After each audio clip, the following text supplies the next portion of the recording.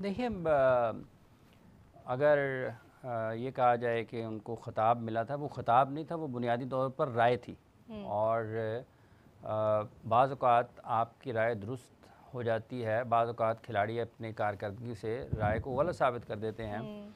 और इस केस में भी अगर आप अफ़गानिस्तान की कारकर्दगी को देखते हैं तो उनके टॉप क्रिकेटर्स बड़े मैचेस में परफॉर्म नहीं कर पाए, या नुमाया मैचेस में, या जो अहम मैचेस थे उसमें परफॉर्म नहीं कर पाए।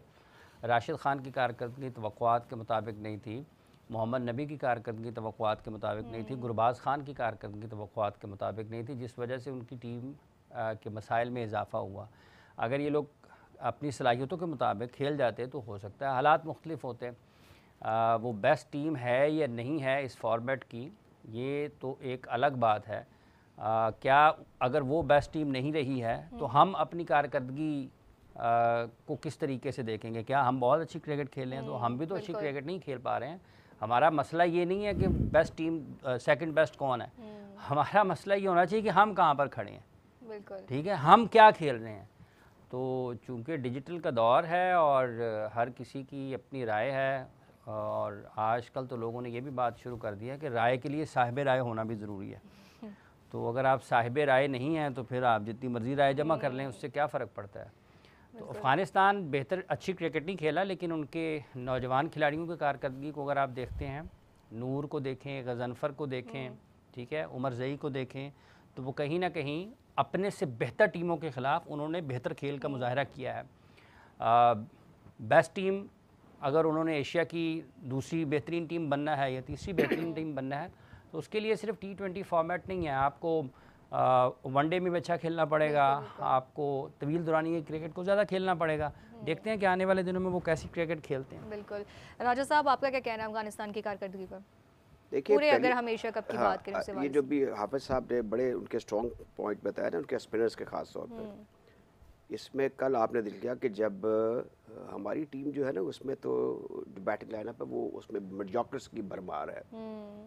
कल आपने अगर मैच देखा हो तो आपको अंदाज़ा हो गया होगा कि मैंडिस समेत जो उनके टॉप ऑर्डर्स थे वो किस तरीके से स्पिनर्स को खेल रहे थे। क्वालिटी स्पिनर्स थे जो अफगानिस्तान के थे। मुझे देख लें, नूर का जिक्र हुआ, फिर मोहम्मद नबी ने कल हाफ सेंचुरी की और वो एक वर्ल्ड रिकॉर्ड भी तोड़ने वाले थे, 6 सिक्सेस वाला। एक विकेट, हाँ, एक ओवर में वो ये अचानक ऐसे रिकॉर्ड हो जाते। बिसाइड द पॉइंट, आपने देख लिया कि किस तरीके से उन्होंने उनके स्पिनर्स को मिडलिंग की। सारे उन्होंने हमारी तरह मिड विकेट पर गेंदों को खींचने की कोशिश नहीं की। You know how they beautifully place, at time 2-3 छक्के भी लगा दिए। उनकी डोमिनेंस बरकरार रही, क्योंकि हमारे तो अब अगर पाकिस्तान के पॉइंट ऑफ व्यू से बात करें ना, हम स्पिनर्स को सही खेलते हैं, ना हम फास्ट को खेलते हैं, और ना हम वैसे ही कुछ करते हैं। क्रिकेट का वो जो एक हमारा एक हिस्टोरिकली एक दबदबा रहा है, वो तो कोई नज़र नहीं आ रहा।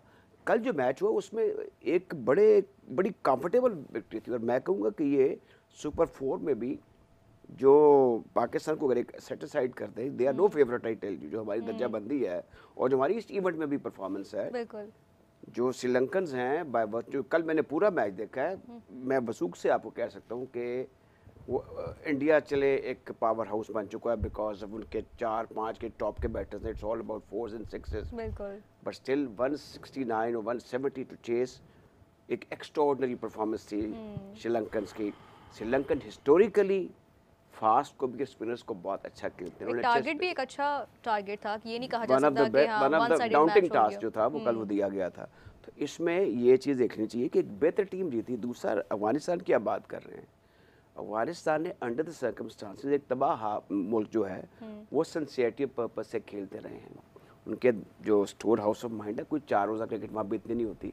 किसने कोई राशिद खान ने कोई 6 टेस्ट खेले हुए हैं, कोई 10-12 फर्स्ट क्लास मैच खेले हुए हैं। हमारे यहाँ पे पूरा स्ट्रक्चर मौजूद होते हुए हमारी क्लब क्रिकेट से लेके ना रीजन की और ऊपर तक की एक अफरा तफरी है।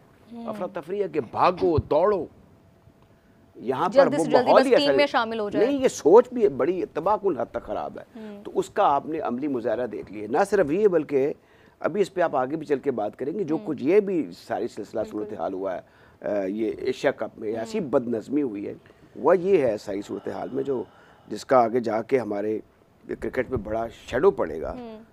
कमेंटेटर्स, प्लेयर्स, एडमिनिस्ट्रेटर, और एज ICA जो एक इदारा है, इनकी कारकर्दगी बाइस्ड हो चुके हैं, इनमें वो दमखम नहीं है, लोग एक दूसरे पर रकीक हमले कर रहे हैं, हाथ ना मिलाने की बातें। और वैसे आप इन प्रिंसिपल कभी सोच सकते हैं जो क्रिकेट है ना, ये कांटेक्ट का खेल है, ये राब्ते का खेल है। हम ये सोच नहीं सकते थे कि इस लेवल तक क्रिकेट की ये हो रहा है। हलाशेरी कौन दे रहा है? अब वो हमारी आवाज़ें भी कमज़ोर हैं। देखिए हमारा 100% मौक़िफ़ जो है, हमारे पास जस्टिफिकेशन थी बाय ऑल मीन्स की जो कुछ है। पहले इस चीज़ को कहना कि ये कोई बात कैसे कर सकता है, फिर जिसने जो बीच में एक पोजीशन है, एक मैच रेफरी की, जो अपनी डोमेन से हट के सारे काम कर रहा है, हमारी तो बड़ी तगड़ी पोजीशन थी।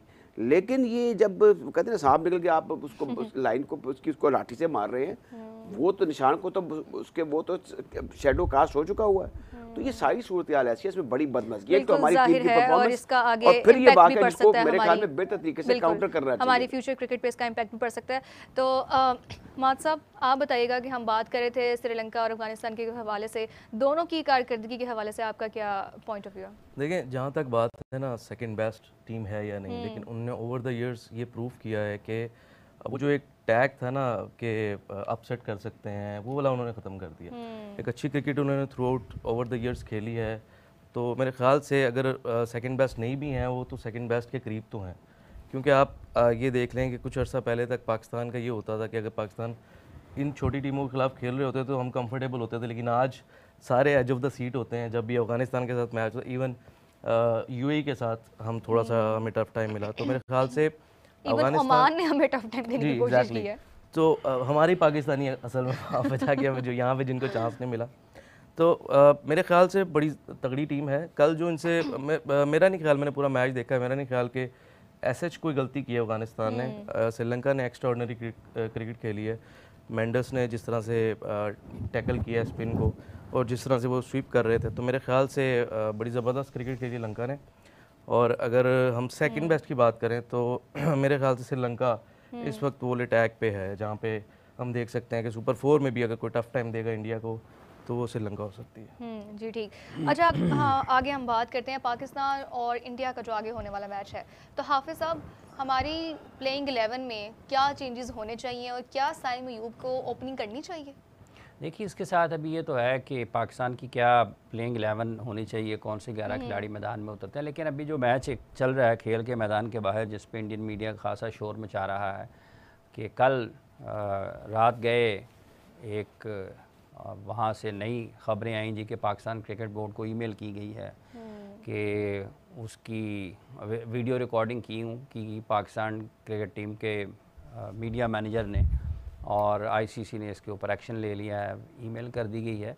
तो इंडियन वो बड़े ये नहीं है कि कोई गैर मारूफ लोग इंडिया से ये बात कर रहे हैं, मारूफ लोग जिनको दहाइयाँ हो गई हैं क्रिकेट कवर करते हुए, वो इस किस्म की बातें कर रहे हैं। तो उनको ये लोगों को ज़रूर बताना चाहिए कि चलें, एक आप किसी भी वाक़े को किसी भी अंदाज में बयान कर लें, लेकिन ICC सोया पड़ा था जब सूर्य कुमार यादव बात कर रहे थे पोस्ट मैच प्रेस कॉन्फ्रेंस में, या फिर पहले भी बात की प्रेजेंटेशन में पाकिस्तान के एक्शन लेने से पहले ICC को खुद एक्शन लेना चाहिए। तो उस वक्त वो कहाँ, मतलब इतने सारे जहांदीदा लोग, इतनी उनकी अकल समझ है, इतना वो बाशऊर है, इतना उनको खेल के कवानीन का और रिवायात का इल्म है, वो सारी अकल समझ, बोलने की ताकत, समझने की ताकत उस वक्त कहाँ गायब हो जाती है जब उनकी अपनी तरफ बात हो रही होती है। अगर और वहाँ पर इंडिया में क्या बात नहीं हो रही आज के ये जो BCCI कर रहा है, ये खेल को तबाह करने के मुतरादिफ है। आप उठा के पाकिस्तान के साथ हर चीज़ को जोड़ दें, आप उठाएं पाकिस्तान के मीडिया मैनेजर के साथ ले आएँ। आप ये क्यों नहीं बताते कि जो एक्शन आपने किया है उस दिन खेल के मैदान में, क्या वो खेल की रवायात से मुतसादम नहीं है? क्या वो खेल के वो जो MCC के लॉज हैं उसके मुतसादम नहीं है? क्या एंडी पायक्राफ्ट को ये उसका जो कंडक्ट है वो इजाज़त देता है कि आप कहेंगे प्लेयर को कि तुमने हाथ नहीं मिलाना? वो क्या उसने अपनी वायलेशन नहीं की? ठीक है, या खेल की रवायात को उसने पामाल नहीं किया, उसने अपने हुदूद से तजावुज़ नहीं किया? तो ये सारी चीज़ें किसने बतानी है? ठीक है, वो अपना एक ढोल उन्होंने उठा रखा है और उसको वो पीटी जा रहे हैं। पाकिस्तान के बारे में मनफी चीज़ें लोगों को बताए जा रहे हैं। ये किसी एक मुल्क की बात नहीं है। कोई भी शख्स अगर कोई गलत काम करेगा, नामुनासिब चीज़ें करेगा खेल के मैदान में, तो उसकी मजम्मत होनी चाहिए, वो किसी भी दुनिया से ताल्लुक़ रखता हो। क्या आईसीसी ने मोइन अली को और क्या आईसीसी ने उस्मान ख्वाजा के खिलाफ एक्शन नहीं लिया था? क्यों लिया था? और वही ये तो उससे भी ज़्यादा खतरनाक चीज़ है। ये जो सूर्या कुमार यादव बोला ये उससे ज़्यादा खतरनाक चीज़ है। दोनों का कोई मवाजना भी नहीं है। ठीक है, अगर आप किसी एक सियासी एजेंडे को आगे बढ़ाते हैं खेल के मैदान में खड़े होकर, तो सोई हुई आईसीसी को जागना चाहिए और उन तमाम वो लोगों को जो इंडिया में बैठ के ये बातें कर रहे हैं और लोगों तक गलत पैगाम पहुंचा रहे हैं, उनको भी अपनी दिमागों की खिड़कियां खोलनी चाहिए कि वो क्या प्रोपोगेट कर रहे हैं लोगों के सामने। सो इसकी भी अपनी सतह पर रहकर लोगों को बताना चाहिए कि आपके इर्द गिर्द हो क्या रहा है।